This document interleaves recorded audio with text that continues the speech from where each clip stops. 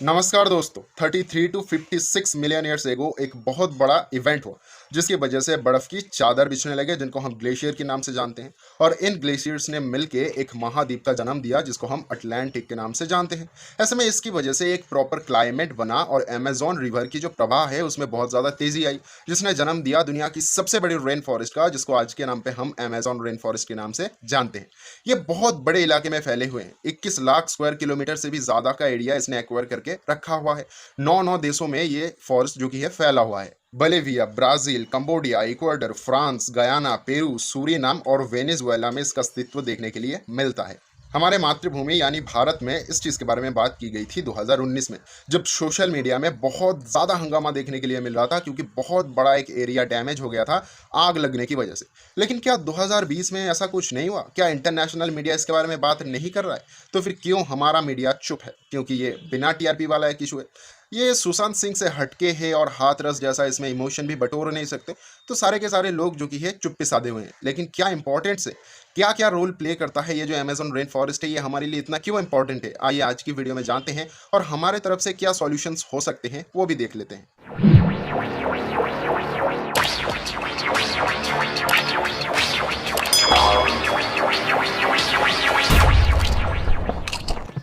Amazon rain forest naturally दुनिया का सबसे बड़ा प्रिजर्वेशन सेंटर है। ऐसा किस लिए? 2.5 मिलियन से ज़्यादा जो इंसेक्ट्स हैं उनकी स्पीसीज पाए जाते हैं, 80,000 से ज़्यादा प्लांट की स्पीसीज पाए जाते हैं, 2,200 से ज़्यादा मछलियाँ पाई जाती हैं अमेजॉन रिवर में और 1,290 से ज़्यादा बर्ड की स्पीसीज। इनको हम बाजू में भी हटा दें तो एनिमल जो कि वर्टिबल इन्वर्टिबल होते हैं, उनकी टाइप, उनकी स्पीसीज, एम्फीबियंस, इन सभी को कंसिडर किया जाए तो एक इतना बड़ा लिस्ट निकलेगा जिसको बताने के लिए आधा घंटे का एक वीडियो बनाना पड़ेगा। तब समझ सकते हैं कितने ज़्यादा मात्रा में, कितनी वेरिएशंस में एनिमल्स का ये घर है। अमेजॉन रेन फॉरेस्ट को एक टाइटल मिला हुआ है वर्ल्ड लंग्स का। ऐसा इसलिए क्योंकि वर्ल्ड में टोटल जितनी ऑक्सीजन है उसका 20% सिर्फ और सिर्फ अमेजॉन रेन फॉरेस्ट प्रोड्यूस कर देता है। लेकिन कहीं ना कहीं मेरे हिसाब से दोस्तों ये टाइटल पूरी तरीके से जस्टिफाई नहीं कर पाता है ये जो अमेजॉन रेन फॉरेस्ट है इसके इंपॉर्टेंस को।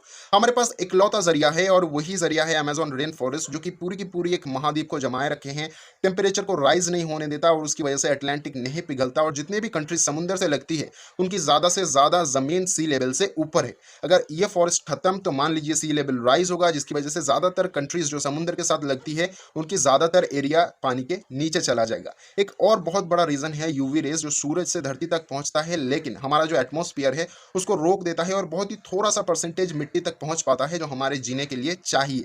तो क्या होता है, ये जो अमेजॉन रेन फॉरेस्ट है ये हमारी एटमॉस्फेयर को रिपेयर करता रहता है और उसकी वजह से हम सब शांति से जी पाते हैं, धूप में भी निकल पाते हैं, खाना खा पाते हैं, हमारी मिट्टी उस लायक रह पाती है जिसमें खेती की जा सकती है। तो सीधे सीधे कहूँ तो इंसान को जीना है तो अमेजॉन रेन फॉरेस्ट को जीना होगा। अमेजॉन रेन फॉरेस्ट नहीं जिएगा तो इंसान नहीं जी पाएगा। आधे से भी ज़्यादा जो ह्यूमन स्पीसीज है वो खत्म हो जाएगा। लेकिन सवाल है क्या हम इंडियंस इस चीज़ को एक सीरियस थ्रेट के हिसाब से कंसिडर भी करते हैं? क्योंकि अगस्त 28, 2020 को बीबीसी रिपोर्ट फाइल करता है जहां पे दिखा जाता है बहुत ह्यूज स्केल में दोबारा 2020 में अमेजॉन रेन फॉरेस्ट में आग लगी है और ये आग पिछली बार से ज़्यादा ताकतवर है। इस चीज़ के बारे में इंडिया की मेन स्ट्रीम मीडिया कोई भी बात नहीं करता। इस बार तो सोशल मीडिया में भी उस तरीके का कोई रिस्पॉन्स नहीं है। जो बड़े बड़े टॉप की क्रिएटर्स हैं इंडिया में जो यूट्यूब वीडियोज़ बनाते हैं वो भी इस चीज़ को लेकर कुछ खास ज़्यादा चिंतित दिखाई नहीं देते, जबकि डेटा इस बार की जो आई है वो और भी ज़्यादा परेशान कर देने वाली है। 2011 के बाद से नियमित हर साल अमेजॉन रेन फॉरेस्ट में आग लगती हुई आया है। एक छोटा सा डेटा है जो ग्राफ के थ्रू आपको बहुत अच्छी तरीके से समझाता है कि कैसे हर साल जो आग की संख्या है, जो डैमेज है, वो कैसे कैसे बढ़ रही है। एग्जाम्पल के लिए ये ग्राफ आप देखिए जहां पे आप देख सकते हैं कि 2018 के मुकाबले 2019 में जो आग लगी थी वो 61 to 84% ज़्यादा थी और 2019 के मुकाबले 2020 में जो आग लगी है पहले 9 महीने की ये डेटा है। ये वीडियो मैं बना रहा हूँ अक्टूबर की 16 तारीख को, पता नहीं मैं किस दिन को पब्लिश करूंगा लेकिन डेट मैंने आपको बता दिया। तो इस 9 महीने में ही 13% इंक्रीज देखने के लिए मिला है 2019 की आग से 2020 की आग में। टोटल जो जमीन खत्म हो चुकी है, जहां पे पहले पेड़ हुआ करते थे, वो तकरीबन तकरीबन 17% होता है, जो कि 7,600 स्क्वायर किलोमीटर से भी ज्यादा है। इतने बड़े रेडियस में पहले पेड़ हुआ करते थे और आज के टाइम पे सिर्फ और सिर्फ राख पड़ी हुई है। 2019 से पहले जो खतरा हुआ करता था वो सिर्फ आग लगने का या फिर जो डैमेज हो चुका है वहां पे नई पेड़ लगा के फॉरेस्ट को रिवाइव करने का। लेकिन एक नया प्रॉब्लम निकल के आया है वर्जिन फॉरेस्ट टीयरिंग का। वर्जिन फॉरेस्ट क्या होता है? जहाँ पे पहले जंगल में आग लग चुकी थी, मान लीजिए 2016 में कहीं पे आग लग चुका था, उस जगह पे नए पेड़ लगाए गए और इस बार की जो आग है वो खुद में तो जला ही रही है, साथ में वो जो नया जंगल, जो नया रिप्लांटेशन किया गया है उसको भी खत्म कर रहा है। इसकी वजह से हो क्या रहा है, पहले जो डैमेज था वो फिर से हो रहा है और दोबारा से एक नया एरिया जहाँ पे पेड़ था वो भी खत्म हो रहा है। यानी जो खतरा है वो और भी तेजी से आगे बढ़ रहा है। अगर आप सोच रहे हो कि यह जंगल तो हमारे हिस्से में आता ही नहीं है, दुनिया भर में जितने भी देश, जो 9 देश इस जंगल के हिस्से को रखते हैं, वो हमसे कई आगे हैं और इस चीज़ में कई ज़्यादा सीरियस है। तो सीरियसनेस की एक छोटा सा एग्जाम्पल देखिए, यूएस प्रेसिडेंशियल कैंडिडेट है जो बाइडेन, जिन्होंने बयान दिया कि वो 10 to 20 बिलियन डॉलर डोनेट करेंगे रिप्लांटेशन के लिए अगर वो इलेक्शन जीत जाते हैं। और इससे पहले डोनाल्ड ट्रंप को भी पाया गया था ब्राज़ील को क्रिटिसाइज करते हुए, जो जंगल में आग लग जाती है इसके बारे में। पूरी पूरी बात कहूँ तो इसको भी एक पॉलिटिकल टॉपिक बना लिया गया है, जो हर जगह पे वोट बटोरने की काम कर रहा है और जो एनजीओज हैं उनके लिए पैसे जुटाने की एक जरिया बन चुका है। कोई भी इस चीज़ के बारे में बहुत सीरियस होकर नहीं सोच रहा है और डोनाल्ड ट्रंप तो इंपॉर्टेंस ही नहीं देते हैं। वो कहते हैं कि क्लाइमेट चेंज में ये सब मिथ्स हैं, ऐसा कुछ हो ही नहीं रहा है, ऐसा कुछ हो ही नहीं सकता। Amazon rain forest world politics या जियो पॉलिटिक्स में सिर्फ एक प्यादा बन के रह गया है, जो सिर्फ और सिर्फ वोट बटोरने की काम आता है और लोगों को डरा के पैसे कमाने की काम आता है, इससे अधिक और कुछ नहीं। इसके बाद भी एक बहुत बड़ा सवाल रह जाता है, कितने बड़े बड़े एरिया जल जाते हैं, ये आग लगते कैसे हैं? नेचुरली जो आग लगते हैं उनके रीजंस होते हैं strong, extremely dry condition, deforestation, लेकिन बहुत बड़ा रोल प्ले करता है ह्यूमन फेलियर्स। कहीं पे भी सिगरेट पी लिए, आग लगाए, बुझाना भूल गए, ऐसे कुछ रीजंस हैं जो आग को आगे फैला देते हैं और बड़े से बड़े एरिया को जला के राख कर देते हैं। लेकिन इस बार की जो रीज़न है, जो बताया है IPAM यानी एनवायरमेंटल रिसर्च इंस्टीट्यूट, जो कि शायद जर्मनी में बेस्ड है, वहाँ के डायरेक्टर ने कि एक्सट्रीमली ड्राई कंडीशन और जो स्टॉर्म्स आ रहे हैं, एयर की जो मूवमेंट हो रहा है, उसकी वजह से जो जंगल है वहाँ पे बहुत तेज़ी से आग पकड़ रहा है।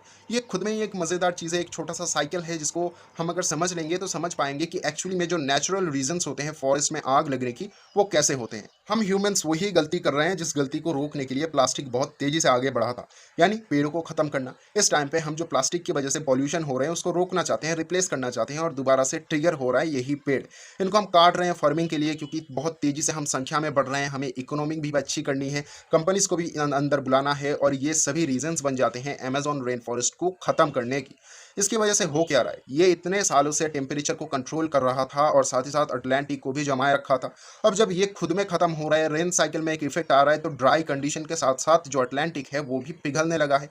इसकी वजह से बहुत तेजी से जो हवा है वो जा रही है अटलांटिक की ओर। बहुत साल पहले जब मैं चौथे क्लास में था तब भी मैंने जियोग्राफी की बुक में पढ़ लिया था कि क्या होता है, जो हवा है वो भी एक डेंसिटी को होल्ड करता है और जब बहुत तेजी से धूप पड़ती है, हवा गर्म होता है तो ऊपर की ओर उठ जाता है और उस जगह को भरने के लिए ठंडी हवा बहुत तेजी से दौड़ के आता है और वहाँ पे हवा जब एक्सेस में हो जाता है वो एक टॉर्नेडो का शक्ल ले लेते हैं। बेसिकली मैंने फोर्थ क्लास का जियोग्राफी पढ़ा दिया आप सभी को, तो यहाँ पे भी सेम चीज़ें हो रही है। हवा जब बहुत तेज़ी से दौड़ रहा है और हवा में मॉइस्चर नहीं है तो लकड़ियों के बीच में आग लग रहा है। साथ ही स्टॉर्म एक बहुत बढ़िया कारण बन जाता है जो खुद में ही आग लगा देता है जंगल में और उसके बाद बड़े से बड़ा जो इलाका है वो ख़त्म हो जाता है। सबसे बड़ी टेंशन की बात तो ये है कि हम चाहें भी तो आने वाले 5 से 10 सालों के लिए इस तरीके की आग को कंट्रोल नहीं कर पाएंगे, क्योंकि हम जब तक फॉरेस्ट में नया पेड़ लगाएंगे, इम्प्लांट करेंगे, तब तक फिर से एक रेन साइकिल चलाएगा जो नहीं होगा। फिर से ठंडी की वो वक्त आएगी, हवा चलेगा, जंगल में आग लगेगा, नया के साथ साथ पुराना जंगल फिर से डिस्ट्रॉय होगा और हमें दोबारा उतने बड़े एरिया में पेड़ों को लगाना होगा, जो कि खुद में ही एक बहुत बड़ा चैलेंज है। और इतने टाइम में तो बर्फ पिघलता रहेगा, पता नहीं ऐसे कितने बड़े बड़े डैमेजेस मिलते रहेंगे। तो ये जो साइकिल है आने वाले 5 से 10 सालों के बीच में, इसको ब्रेक कर पाना बहुत बड़ा एक चैलेंज है और यही ह्यूमैनिटी के लिए बहुत बड़ा खतरा बन के आएगा। शायद ह्यूमन एग्जिस्ट ही नहीं करेंगे। हम जिस तरीके से फॉरेस्ट को खत्म कर रहे हैं, पेड़ों को उखाड़ के फेंक रहे हैं, हम बस्ती बना रहे हैं, कॉलोनाइजेशन की बहुत ज़्यादा प्रमोट कर रहे हैं, इस चीज़ की वजह से शायद अर्थ ही नहीं बचेगा। तो क्या किसी तरीके से इस चीज़ को रोका नहीं जा सकता? रीप्लांटेशन या फिर डोनेशन, इन सब चीज़ों से हटके हमें कुछ और सोचना होगा। ये जो पेरिस समझौता वंझौता है, इन सब चीज़ों से काम नहीं चलेगा। कोई कंट्री मानता है, कोई कंट्री नहीं मानता है। सुपर पावर जो है वो खुद ही कहता है कि कोई क्लाइमेट चेंज नहीं हो रहा है। तो अब टाइम आया है एक नया वर्ल्ड फोरम को फॉर्म करने का, जिसके पास ताकत होगा सैंक्शंस लगाने की, आपकी इकोनॉमी को ध्वस्त करने की। अगर आप एनवायरनमेंट को लेकर नहीं चल रहे हो तो आपको खत्म कर देने की, निस्तानाबूद कर देने की, जो ट्रेड है उसको बंद करने की और पूरी की पूरी जो वर्ल्ड एक ग्लोबल विलेज बन रहा है उससे आपको अलग कर देने की। ये सब रीजंस बहुत ज़्यादा इम्प्रैक्टिकल लगते हैं, लेकिन अगर इन चीज़ों को हम अडॉप्ट नहीं करेंगे, ऐसा कोई पावरफुल ऑर्गेनाइजेशन हम नहीं बनाएंगे IMF की तरह या फिर UN काउंसिल की तरह, सिर्फ और सिर्फ एनवायरनमेंट के लिए, जो दुनिया में जितनी भी देशें हैं उनको रेस्ट्रिक्ट करेगा, तो फिर आने वाले टाइम में शायद ही ह्यूमंस बच पाएंगे।